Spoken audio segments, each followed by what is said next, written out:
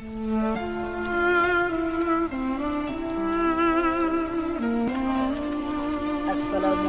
warahmatullahi wabarakatuh. Anak-anak Ustadz yang soleh dan soleha, apa kabarnya? Semoga anak-anak Ustadz senantiasa sehat selalu dalam lindungan Allah, dan semoga anak-anak Ustadz semakin semangat dan giat belajarnya. Anak-anak Ustadz, insya Allah tinggal menghitung hari, kita akan menemui dan menjumpai tamu mulia kita, atau bahkan rasanya tinggal menghitung jam ya, kita akan bertemu dengan tamu mulia kita bulan suci Ramadan. Ustadz berharap anak-anak Ustadz bisa semangat, bisa bahagia, bisa bersyukur. Kenapa? Karena tamu mulia kita ini datang menghadiri kita. Oh iya anak-anak Ustadz, Ustadz ingin berbagi kisah yang inspiratif insya Allah, agar anak-anak Ustadz bisa semangat, bisa termotivasi untuk beribadah di bulan suci Ramadan. Anak-anak Ustadz yang soleh dan soleha, silakan dengarkan kisah yang saya sampaikan ya. Pada zaman dahulu ada seorang raja yang bernama Raja Zulkarnain. Raja Zulkarnain ini terkenal sangat bijaksana terhadap rakyatnya. Jadi Raja Zulkarnain ini ingin membawa masyarakatnya untuk mengunjungi suatu tempat. Nah, jadi Raja Zulkarnain ketika sebelum berangkat berpesan kepada semua masyarakat. Apa kata Raja Zulkarnain ini? Wahai masyarakatku yang mulia dan budimankan, nanti kita akan menyeberangi sebuah sungai. Jadi saya ingin memberikan pesan kepada kalian, ketika kita menyeberang nanti, maka apapun yang kalian pijak di dalam air sungai saat menyeberang, maka masukkan ke dalam tas kalian. Jadi apapun yang kalian pijak, kata raja, masukkan ke dalam tas kalian atau ke dalam tempat yang kalian bawa. Jadi seketika mereka berjalan, sudah jauh berjalan, baru ketemulah sebuah sungai yang disampaikan oleh raja.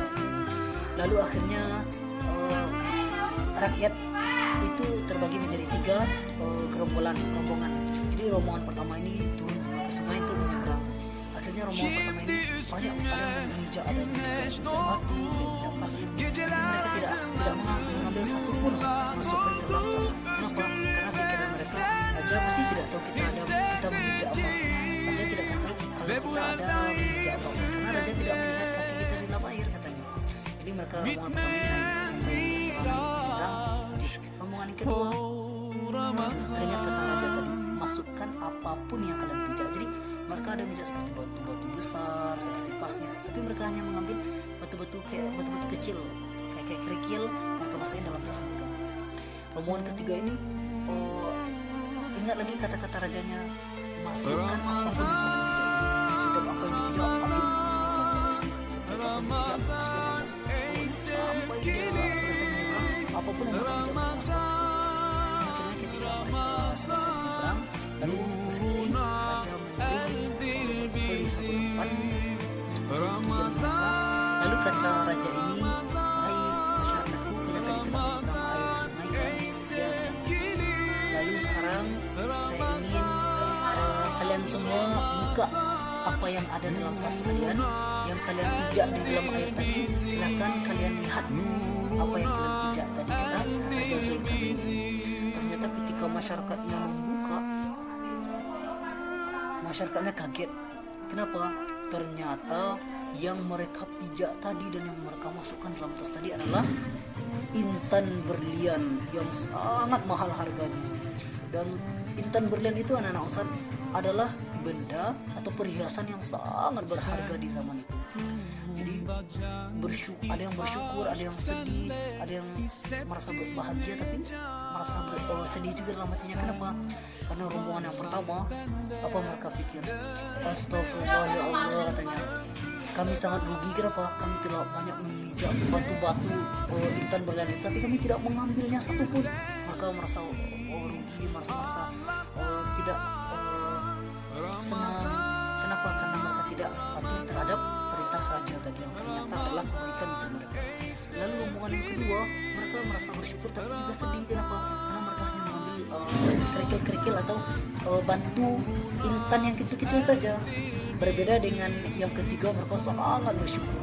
Dalam tas mereka atau dalam ranjang yang mereka bawa ternyata adalah intan berlian yang sangat mahal harganya. Akhirnya apa? Mereka inilah menjadi orang-orang yang sangat bahagia. Kenapa? Banyak memiliki harta berupa intan berlian. Jadi begitulah anak-anak Ustaz, kalau kita ibaratkan bulan suci Ramadan adalah bulan yang kita hanya sementara seperti menyeberang dalam di sungai yang sesaat setelah kita menyeberang maka habis, selesai waktunya. Begitu juga bulan Ramadan, hanya 1 bulan. Jadi dalam bulan suci Ramadan ini banyak sekali kebaikan, banyak sekali pahala yang bisa kita kumpulkan. Maka dari itu ambil ikuti perintah raja tadi atau ikuti perintah Allah. Kenapa? Karena kata Allah, beribadahlah di bulan puasa maka kita akan mendapatkan banyak kebaikan. Waktunya sementara, sesaat seperti menyeberang musim.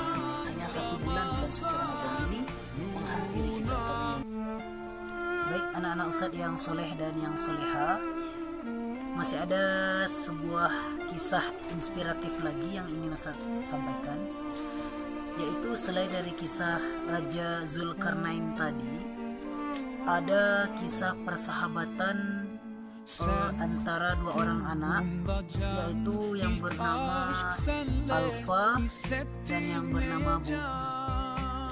Baik, anak berdua ini mereka tuh rajin sekali, suka membantu orang tuanya, suka menolong orang tuanya.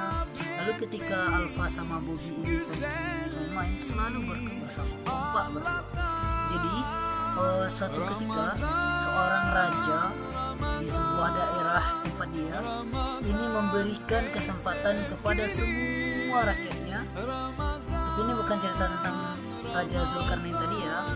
Ini raja di tempat tinggal Bobby sama Alfa. Jadi Bobby dan Alfa ketika mendengarkan berita dari seorang raja ini berpesan bahwa semua rakyatnya silahkan pergi ke istana ini untuk apa? Mengambil perhiasan atau mengambil benda-benda berharga yang telah disiapkan seorang raja di istana raja ini. Jadi Bobby dan Alfa ini seketika mendengarkan informasi ini langsung pergi ke istana, bergegas mereka berdua. Lalu setibanya di istana, Bobby ini karena telah melihat banyak sekali emas yang telah disiapkan raja untuk dibagikan kepada masyarakat, lalu Bobby bergegas lari langsung masuk ke dalam istana ini mengambil emas-emas itu dengan sepuas-puas keinginannya.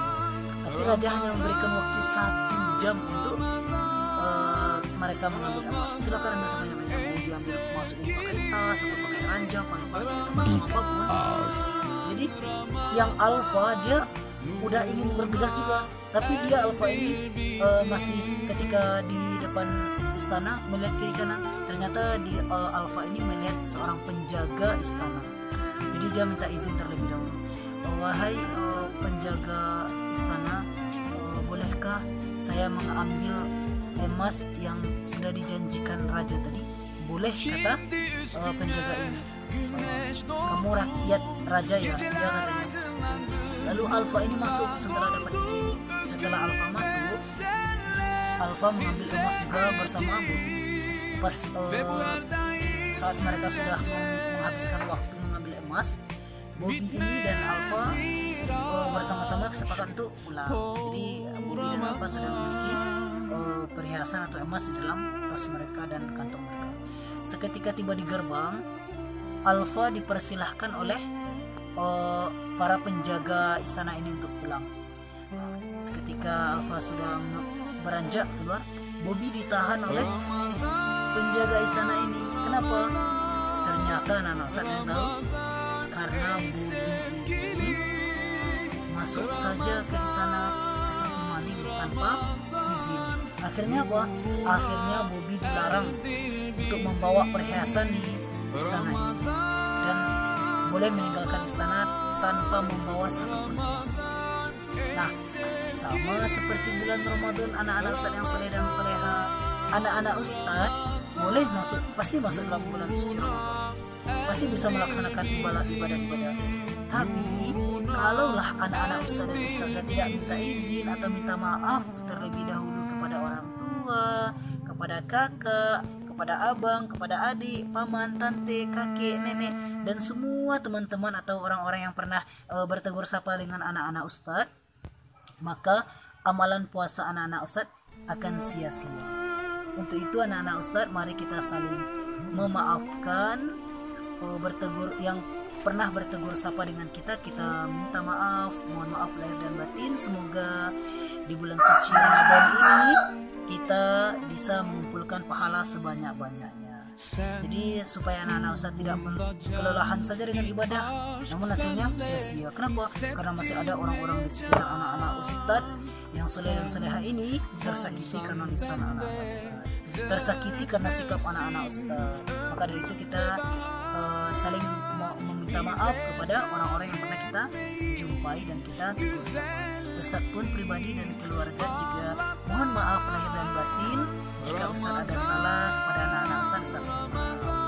Dan satu lagi ya anak-anak Ustaz yang soleh dan soleha, Ustaz akan memberikan hadiah atau reward untuk anak-anak Ustaz yang puasanya full. Terus yang kedua dia khatam Quran selama bulan suci Ramadan, dan yang ketiga lengkap sholat tarawihnya. Jadi siapa yang melakukan 3 amalan ini akan mendapatkan hadiah kepada dari Ustaz Satria. Baik anak-anak Ustaz yang soleh dan soleha, mungkin sekian yang bisa saya sampaikan. Semoga anak-anak Ustaz bisa semangat untuk ibadah di bulan suci Ramadan ini. Assalamualaikum warahmatullahi wabarakatuh.